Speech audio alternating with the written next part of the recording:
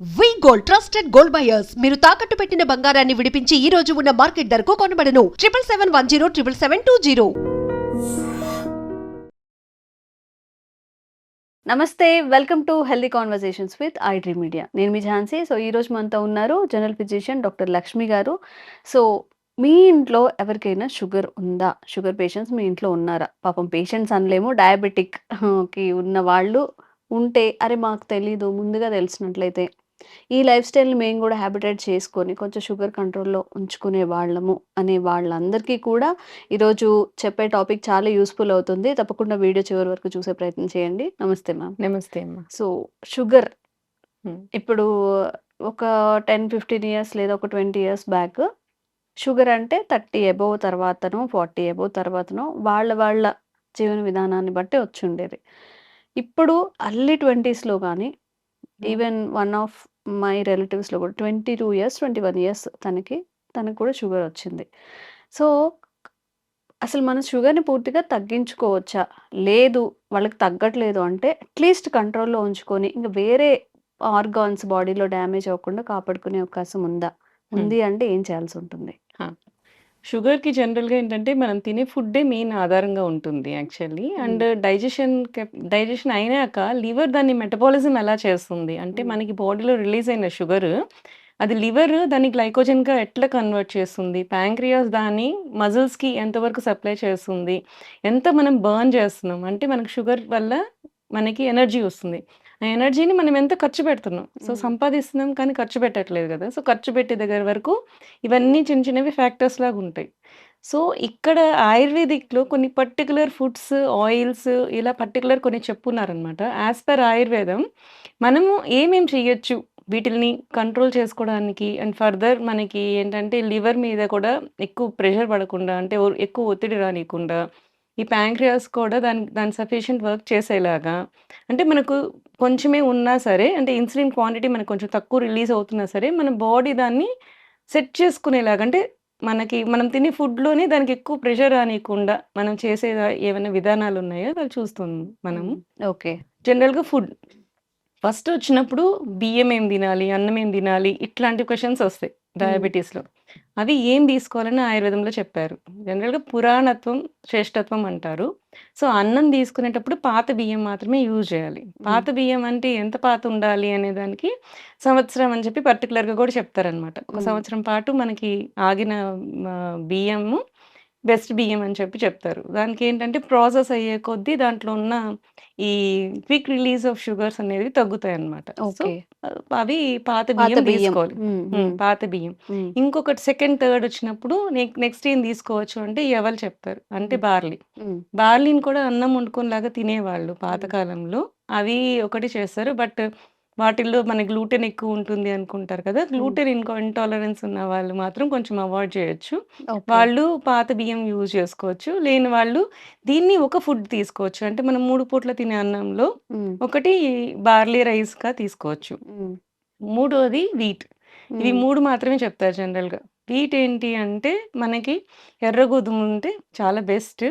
ఆ ఎర్ర గోధుమలని కూడా మనకేంటి అంటే అని డీహస్ చేసి దాన్ని యూజ్ చేసుకోవడం బెటర్. దీన్ని కూడా ఏంటంటే రవ్వలాగా యూజ్ చేసుకొని ఆ రవ్వని అన్నంలాగా వండుకోవడం అన్నమాట. ఓహో!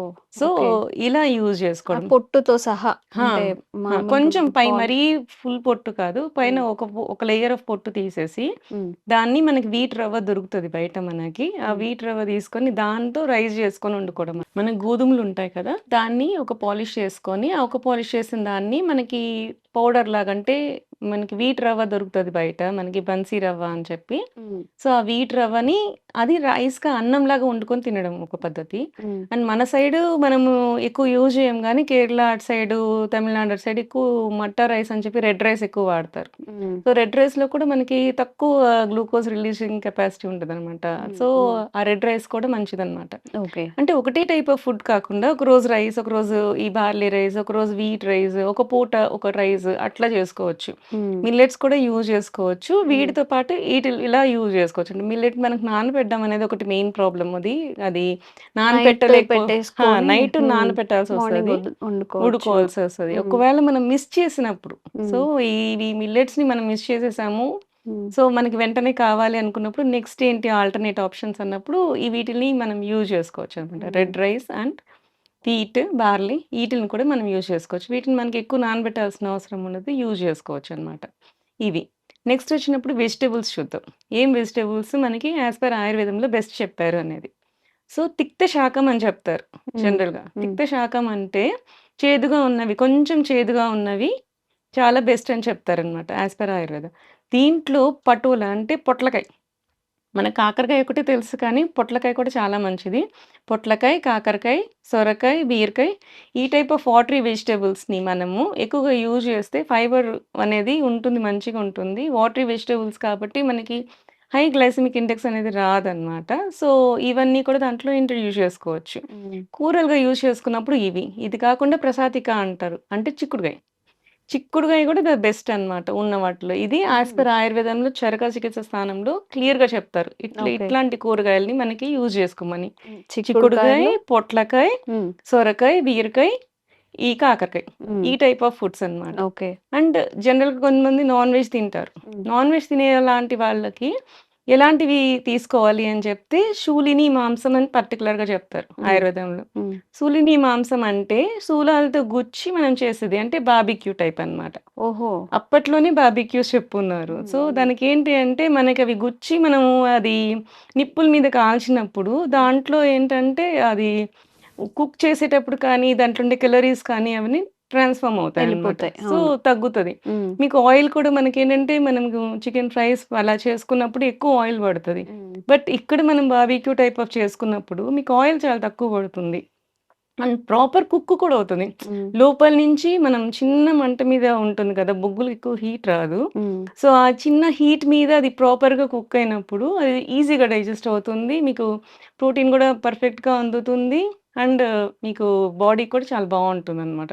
దీన్ని కూడా పర్టిక్యులర్‌గా శూలిని మాంసం అని చెప్పి ఆయుర్వేదంలో చరక చికిత్సలో క్లియర్‌గా చెప్పారనమాట. హ్మ్. హ్మ్. ఈ టైప్ ఆఫ్ ఫుడ్స్ తీసుకోవాల్సుంటుంది అని హ్మ్. చెప్పి. హ్మ్.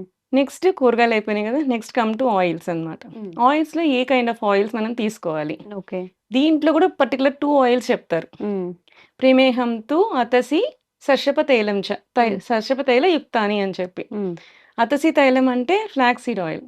ఓకే. అండ్ ఇప్పుడు సర్షప తైలం ఫ్లాక్స్ అంటే సీడ్ ఆయిల్ వంటలకి వాడుకోవచ్చా మ్యామ్? ఫ్లాక్స్ చెప్తాను. ఆ! Flax okay. Seed oil and సర్షప తైలం. హ్మ్. సర్షప తైలం అంటే మనకి ఆవ నూనె. హ్మ్. ఆవాలతో చేసే నూనె. హ్మ్. ఈ ఆవాలతో చేసిన నూనె మనకి డీప్ ఫ్రైకి పనికిరాదు. అసలు ఆయుర్వేదంలో డీప్ ఫ్రైసే ఎక్కువ చెప్పరు. హ్మ్. హ్మ్. సో, మనం ఎప్పుడైనా సరే షాలో ఫ్రైసే ఎవరికైనా సరే డయాబెటిక్ కానీ, ఒబేస్ కానీ వీళ్ళందరికీ పీసీఓఎస్ కానీ ఏవైనా సరే హ్మ్. షాలో ఫ్రై కుకింగ్ అంటే కొంచెం ఆయిలేసుకొని, తాలింపేసుకొని వంట చేసుకోవడమే మనకెక్కువుంటుంది. ఓకే. సో, వాటికి వెళ్ళినప్పుడు ఆవ నూనె యూజ్ జేయాలి. హ్మ్. ఈ ఫ్లాక్స్ సీడ్ ఆయిల్ ఎప్పుడు యూజ్ జేయాలి? హ్మ్. ఫ్లాక్స్ సీడ్ ఆయిల్‌ని అసలు మనం వేడి జేయడానికి అవ్వదనమాట. హ్మ్. హ్మ్. జస్ట్ ఒక 2 నిమిషాలు ట్యాంపరింగ్ లాగా అంటే రసం, సాంబార్ చేసేసామనుకోండి, హ్మ్. సాంబార్‌కి ముందుగా మనం తాలింపేసి కూరగాయలు వేస్తాం కదా! అలా కాకుండా కూరగాయలవన్నీ బాయిల్ జేసి సాంబార్ పెట్టేసుకొని లాస్ట్‌లో మనకి తాలింపేస్తాం కదా! అప్పుడు అలాంటి వాటికి కొంచెం ఫ్లాక్స్ సీడ్ ఆయిల్ యూజ్ జేసుకోవచ్చు. దానికి కొంచెం ఘాటుంటుంది. హ్మ్. అలా అలా కాకుండా కూడా మనం డైరెక్ట్‌గా కూడా యూజ్ జేసుకోవచ్చు flax seed oil. Okay. Salads తింటుంటారు.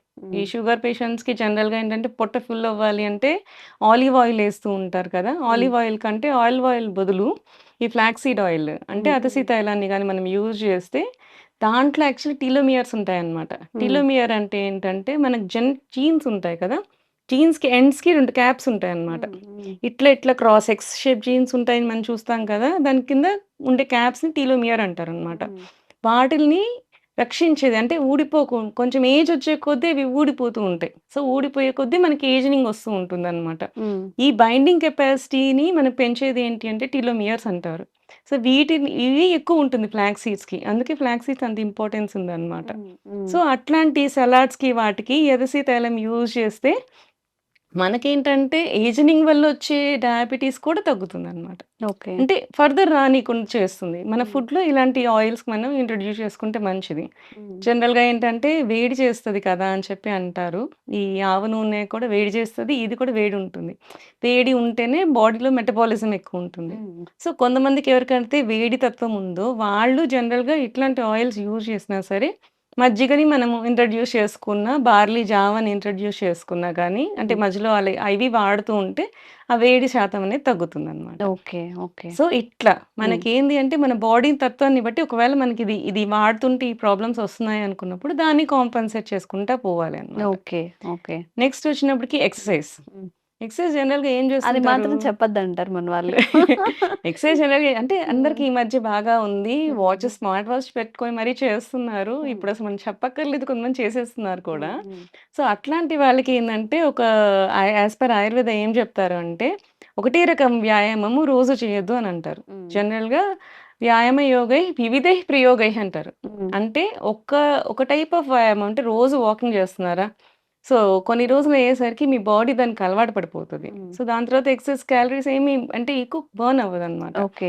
సో, నెక్స్ట్ ఏంటంటే మనము వేరే టైప్ ఆఫ్ ఎక్సర్సైజ్ చేయాలి. అంటే స్క్వాటింగ్ అంటే గుంజులు తీయడము. హ్మ్. మనం వినాయక చవితి ఫస్ట్ వినాయకుడి దగ్గరికెళ్తే ఫస్ట్ చేసేదే గుంజులు తీయడం. హ్మ్. అది చేస్తే సగం బాడీ పైనుంచి కింద వరకు సెట్ అయిపోతది. హ్మ్. అట్లా. సో, మార్చుకోవాలి. ఇంట్లో కూర్చొని యోగా చేసుకోవడం, ఎక్సర్సైజ్ చేసుకోవడము అట్లా. ప్రాణాయామాలు చేసుకోవడం ఇవి చూసుకోవాలి. హ్మ్. నెక్స్ట్ పాయింట్‌కొచ్చేసరికి స్ట్రెస్. హ్మ్. ఇప్పుడు స్ట్రెస్ వల్ల కూడా డయాబెటిస్ పెరుగుతది. Stress leads to cortisol, cortisol leads to hormonal imbalances. హ్మ్. జనరల్‌గా అలా వచ్చినప్పుడు కూడా మనకు డయాబెటిస్ వస్తూ ఉంటుంది. సో, హ్మ్. ఇట్లాంటి స్ట్రెస్‌ని మనం కాంపెన్సేట్ చేసుకోవాలి అంటే ధ్యానం చేయడం, మెడిటేట్ చేయడం, ఉన్న అవర్స్‌లోనే ఈవినింగ్ మన టైం కుదుర్చుకొని మరి చేసుకోవడం అన్నమాట. ఇట్లాంటివి చేస్తూ మనము షుగర్‌ని కంప్లీట్‌గా కంట్రోల్‌లో పెట్టుకోవచ్చు. ఓకే. సో సో, మ్యామ్ జనరల్‌గా మనం ఎంత చేసినా గాని అంటే ఒక ప్రశాంతంగా బాడీ రిలాక్సేషన్ అవ్వడం ఇది కూడా ఇంపార్టెంటే కదా! అవును. సో, దానికి రిలేటెడ్‌గా ఏదైనా స్లీప్ ఉంటుందా? కూడా చాలా ఇంపార్టెంట్ అండి. హ్మ్. స్లీప్ కూడా సరిగ్గా లేకపోతే మళ్ళీ షుగర్ లెవెల్స్ కూడా డిఫరెన్స్ ఒస్తాయి. అవునా? అవును. హ్మ్. ఖచ్చితంగా ఒస్తాయి. జనరల్‌గా ఏంటంటే మనకి ప్రాపర్ స్లీప్ 8 అవర్స్ ఉండాలి. హ్మ్. సో, నాకు 8 అవర్స్ కుదరట్లేదు. హ్మ్. సో, నాకు 6 అవర్సే కుదురుతుంది అనుకున్న వాళ్ళకి జనరల్‌గా ఒక స్టడీ ఉందన్నమాట. హ్మ్. So, 1 hour of night sleep is equal to half an hour of morning sleep. హుహు. సో, ఇది ఒక స్టడీ. ఇది హ్మ్. చేసున్నారు. ఇది ప్రూవ్ అయింది. ఒకవేళ మనం నైట్ 6 అవర్సే పడుకోగలుగుతున్నాం. మనకు టైం లేదు అన్నప్పుడు, హ్మ్. అక్కడ 2 అవర్స్ మనం మిస్ చేస్తున్నాం. సో, హ్మ్. ఆ 2 అవర్స్‌కి బదులు 1 అవర్ ఆఫ్ మార్నింగ్ స్లీప్ అన్నమాట. హ్మ్. ఆఫ్టర్‌నూన్. హ్మ్. అది ఎప్పుడు పడుకోవాలి అది కూడా పర్టిక్యులర్‌గా చెప్పారు ఆయుర్వేదంలో. ఎప్పుడు పడుకోవాలి అంటే భోజనానికి ముందు పడుకోవాలి. హ్మ్. మీకు మధ్యాహ్నం నిద్రొస్తది. రోజు మీకు నిద్రపోయే అలవాటుంది అనుకోండి. మధ్యాహ్నం పూట అన్నం తినక ముందే ఒకసారి పడుకోండి. అది రివర్స్ చేస్తారు మన వాళ్ళు. రివర్స్ చేస్తాం కొంచెం మనం. మంచిగా తినేసాక ఆ! కాసేపు పడుకుంటాం. పడుకుందాము అదే. అనుకుంటారు. జనరల్‌గా హ్మ్. మనం ఏదైనా ఇంట్లో ఉండేవాళ్ళైతే హెక్టిక్ వర్క్ అయిపోయినప్పుడు ఒక హ్మ్. క్విక్ న్యాప్ తీసి దాని తర్వాత లేసి భోంచేయండి. అప్పుడు కంటిన్యూషన్ మళ్ళీ భోజనం చేశాక శతపథం గచ్చేతంటారు. హ్మ్. అంటే 100 అడుగులు నడవాలి. అవునా? ఆ! హ్మ్. ప్రతి మీల్ అయిపోయినాక 100 అడుగులు నడిస్తే అది హ్మ్. మన బాడీలో ప్రతిదీ అక్కడ మూవ్‌మెంట్ అనేది ఉంటుందన్నమాట. అచ్చా!